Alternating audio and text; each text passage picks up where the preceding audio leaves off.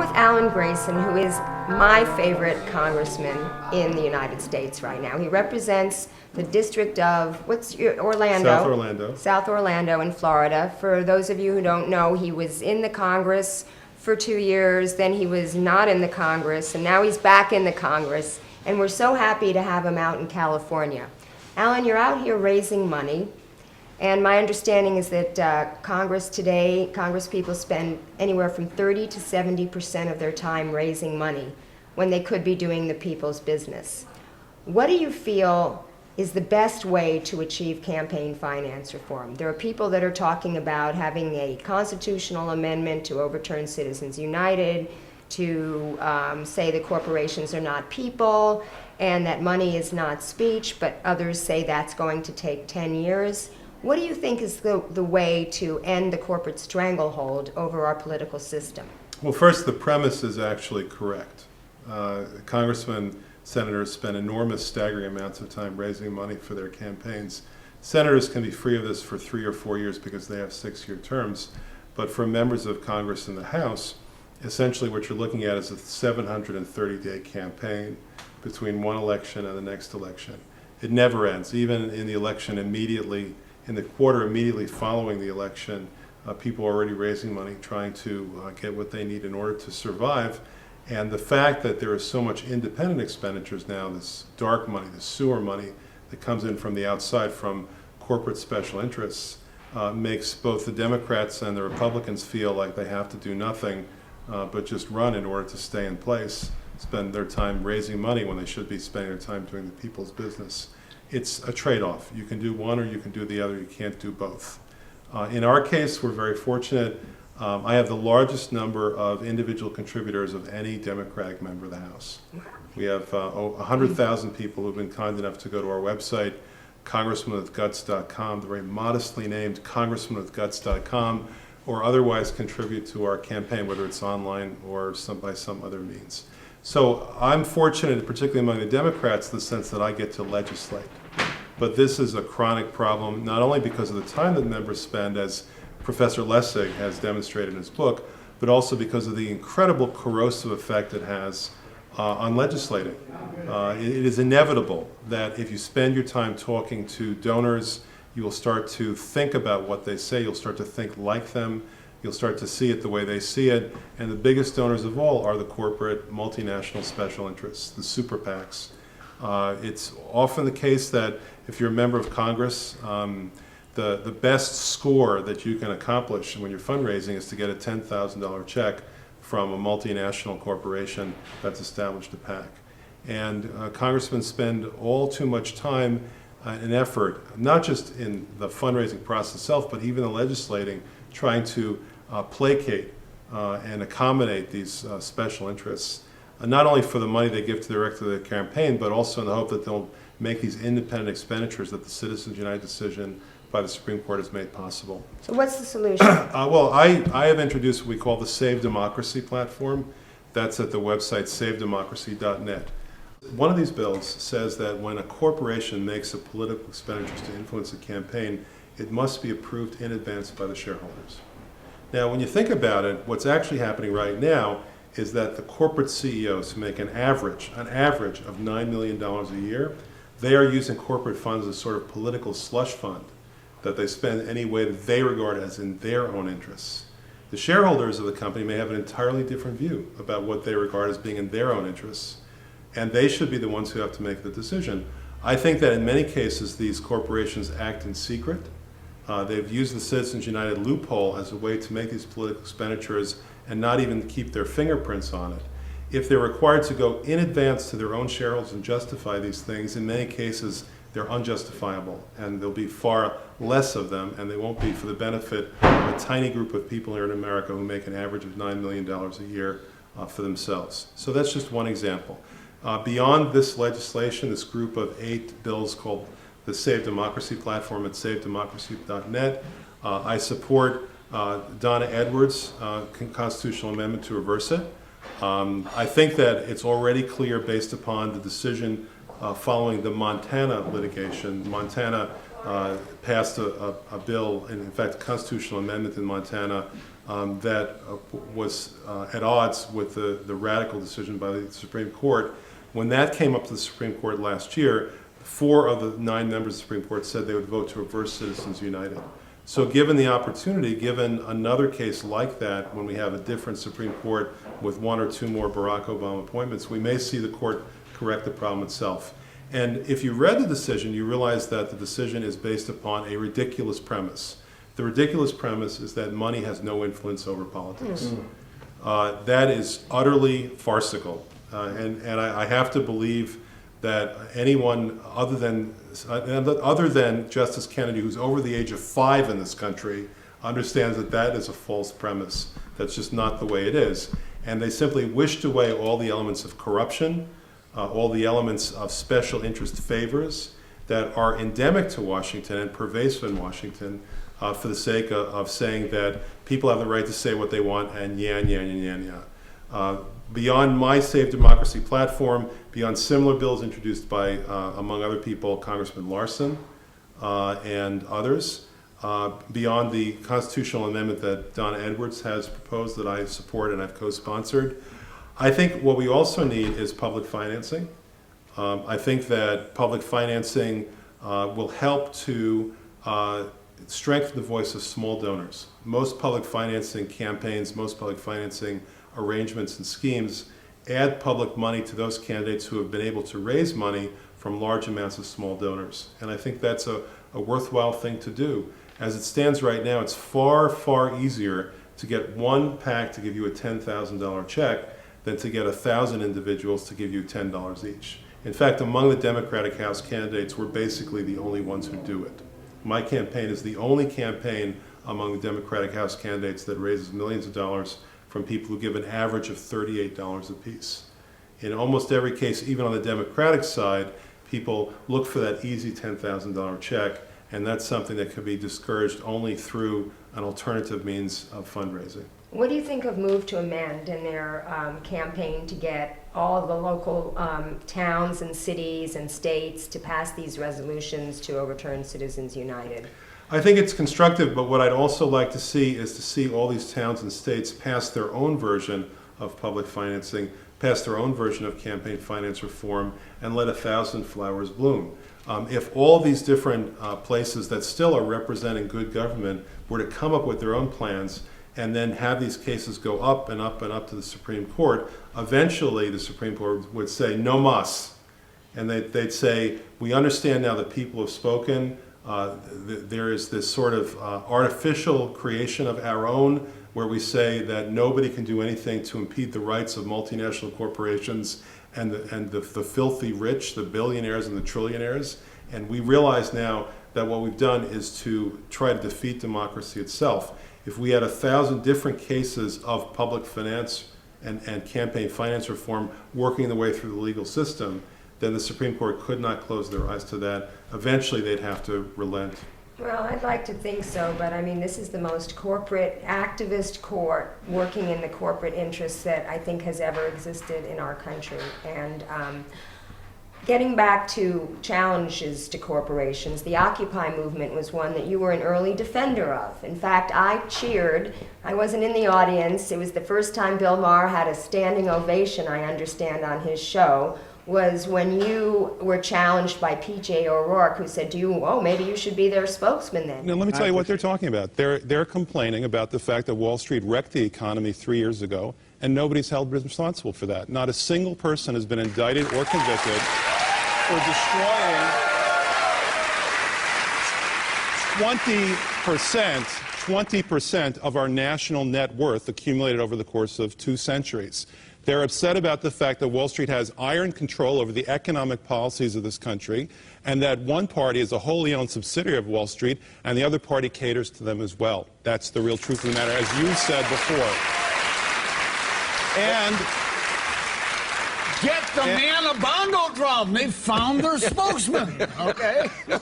Well, take your shoes off, get a bongo drum, forget where to go to the bathroom, and it's yours. Listen, if I am a spokesman for all the people who think that we should not have 24 million people in this country, who can't find a full-time job, that we should not have 50 million people in this country who can't see a doctor when they're sick, that we shouldn't have 47 million people in this country who need government help in order to feed themselves, and we shouldn't have 15 million families who owe more on their mortgage than the value of their home. Okay, I'll be that spokesman.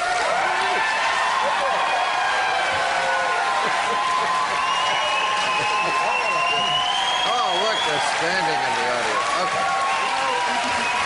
I'm personally interested in fracking, and I know that you were a co-sponsor of Jared Polis's bill to the Breathe Act and the Fresher Act. He was taking a page from your book and naming these bills what they're trying to do, which is repeal the exemption that fracking has, what's called the Halliburton loophole, that Cheney was able to get so that the fracking industry is exempt from the Clean Water Act, the Safe Drinking Water Act, and the Clean Air Act.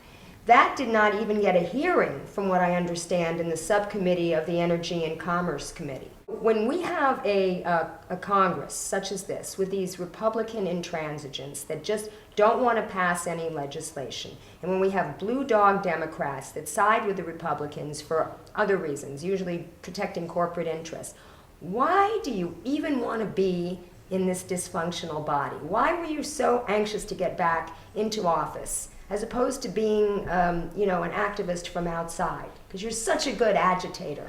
Well, let's go over some of the things that you alluded to. We've actually passed, I have passed a lot of legislation in the first 6 months of this Congress. I've passed 8 amendments on the floor of the House, which is a Republican-dominated House chamber, where the Republicans can outvote us anytime they want. I've gotten 8 amendments passed. Out of the 435 members of Congress, both Democrats and Republicans, that's the second highest number. Sheila Jackson Lee of Texas has passed 9. I've passed 8. In addition to that, in our committees, my committees happen to be Science and Technology and also Foreign Affairs. I've passed a total of 20 amendments now in my committees as the bills go through the committees for what are called markups after the hearings and so on. In the case of the Science and Technology Committee, half of all of the amendments, on a committee with 39 members, half of all the amendments that have passed so far in the first 6 months are mine. I'm paying attention, I'm working hard, I'm finding opportunities to win, I'm getting things done. And I hear a lot from people, oh, you can never get anything done in Washington. Those people should not run for public office. Mm-hmm. I feel that we, in just 6 months, have accomplished a tremendous amount of very, very important things that I can go, I don't want to brag. Tell me the things but I could, the top 5 things that you're most proud of. Okay, we've already passed 3 amendments that forbid war profiteers from getting any more government contracts. If they are convicted or even indicted of embezzlement, overcharging the government, bribery, a list of 12 different felonies. If they're even indicted for any of these things, they get no more government contracts for 3 years. Under current law, they can get an unlimited number of government contracts no matter what they've done. That's a fundamental change based upon my experience prosecuting war profiteers in Iraq before I was elected, something I returned to after I lost in 2010 before I won again in 2012. That's a very concrete, specific accomplishment that's now passed the House on 3 different occasions that we wrote ourselves. We passed another amendment to forbid the Department of Homeland Security from ever acquiring any weaponized drones.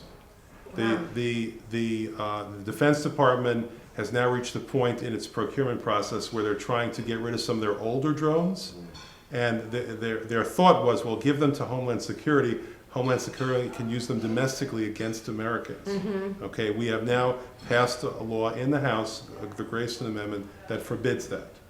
Okay, so I could go on and on. We've passed, among other things, we've opened up science scholarships and given a preference for women, because women are dramatically underrepresented in receiving science scholarships and being in the sciences. I'm talking about physics, chemistry, astronomy, mathematics, and so on. So now women have a preference under our federal scholarship programs in the areas of STEM, science, technology, right, and so on, engineering, mathematics, and so on. So I've managed, in the context of a Republican-dominated House, to get serious things done. And it's often because they have no reason to say no. It would be embarrassing for them to say no, and it's also because when they do decide to say no, I give them a very hard time. To give an example of what you just referred to, it wasn't an immigration bill. It was one of their crazy drill baby drill bills that they introduced in the House a couple of weeks ago to open up offshore drilling off the coast of Virginia, off the coast of Florida, many different places. Those bills couldn't be fought in a Republican House on the merits. In other words, you couldn't say to those people, we are despoiling the environment, we are accelerating global warming. They think that's all fictitious.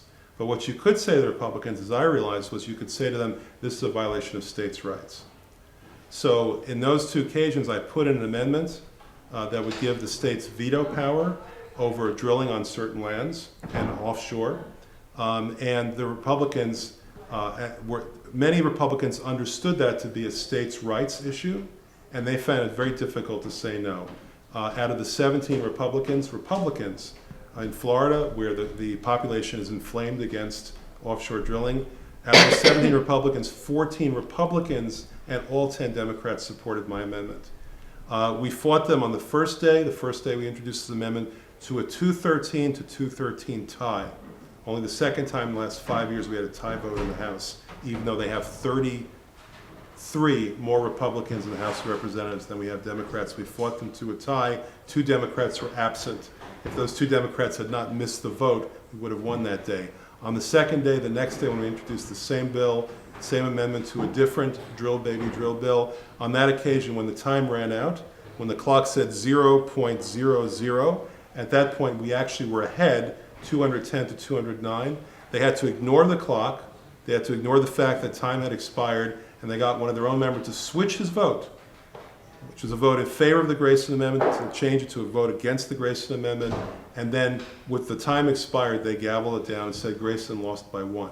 We are forcing them over and over again at great expense to try to defend against the common sense initiatives that we're putting out there. And at some point they just say, this is crazy, we can't beat Grayson. If we do beat Grayson, the result is that we have to hand out this contract, and we have to hand out that favor, and we have to hand out this appointment and that subcommittee assignment. It's costing them a lot just to keep their folks together against us. Well, it's clear to me that you're in there because you really enjoy this. You're really thinking about how you're going to win and the alliances that you're going to make. And based on your comments earlier, I see that you are actually dealing with the Republicans a lot better than Obama, who basically came into office on his promise that he could work with the opposition party and end, the bipartisan squabbling in D.C. I have 2 more questions. Well, let me just address what you just said. The president has made a fundamental mistake. The president has assumed that if he schmoozes with the Republicans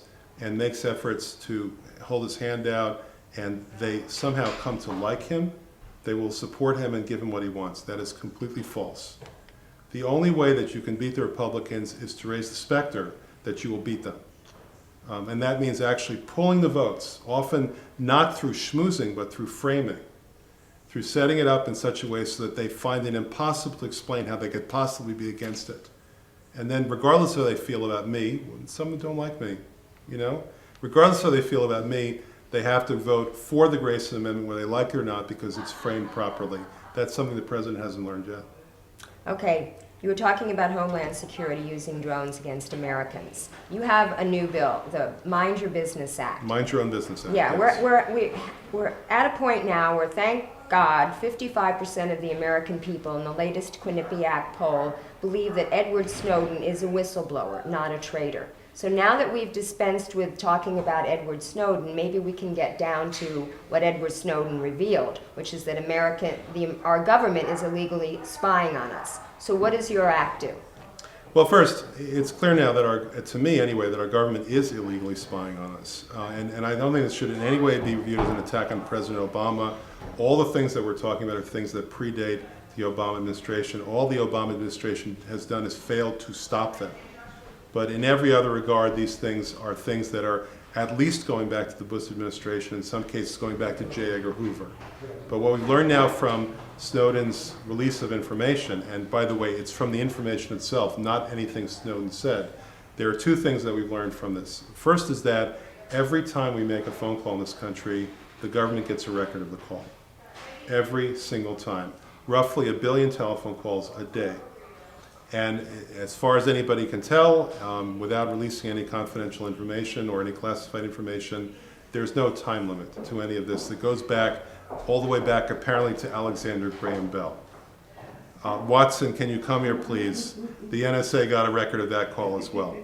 So now, the bottom line is that we're getting a record, the NSA is getting a record of calls when you call me on the phone, when I call my mother, when my daughter, my 18-year-old daughter, calls Domino's Pizza and orders a pizza, the NSA is getting a record of every one of those calls. How could any rational person think that that makes us safer? The Constitution is very clear on this point. It could not possibly be clearer. The words are in the Constitution. The government can get information like this only upon probable cause. Probable cause is a term that means the government has an explicit, articulable basis for saying that you've done something wrong, or that you have information about somebody else that's done something wrong. When I call my mother, there's no probable cause. And the second thing is that the Constitution uses the word particular. When the government gets information like this, it must describe it with particularity. And to get everything, to do this incredible dragnet, to get a record of every call made by every American, even local calls, even calls across the street, doesn't even pretend to be anything that corresponds to the Fourth Amendment requirement of particularity. Now, in addition to that, the second document that Stone released that was crucial was a document for the PRISM program. The PRISM program dates from March of 2007, well before the Obama election. And the PRISM program, according to the document that was released, and again, I'm only talking about information that's public now, according to the 7 pages of the document that was released, which is a training document used by the Defense Department to train its own spies. Okay? This document talks about collecting from Microsoft, collecting from Yahoo, collecting from Google, collecting from Apple, collecting from every major internet company in the United States, or in fact the world, information about emails, information about when you log in and log out of the computer, your word searches on Google, your voice over internet protocols. Voice over internet protocol is a call transmitted over the internet that has your actual voice in it. In other words, it's a coding of the words that you are saying. Okay? All this information is being collected by the Defense Department, by the National Security Agency, without any indication of limitations. Now, they claim that there are limitations, but they won't tell us what they are. When I say us, I mean people who don't have classified clearance.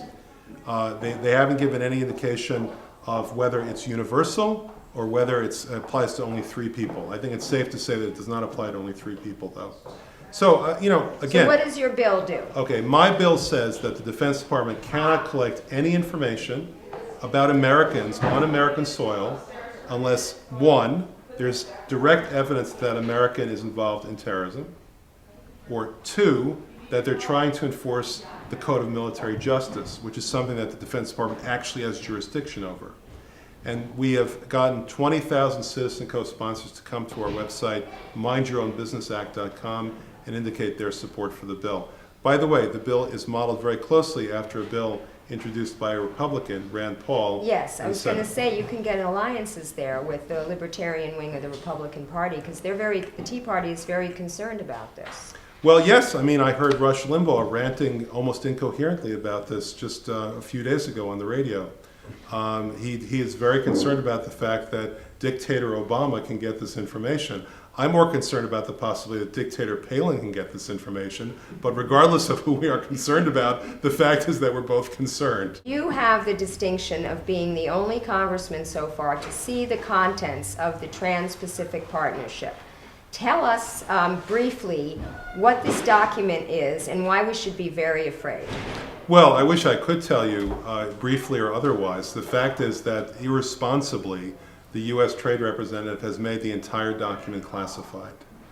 This is a document that's been under negotiation with several other countries, about 15 other countries now for 3.5 years.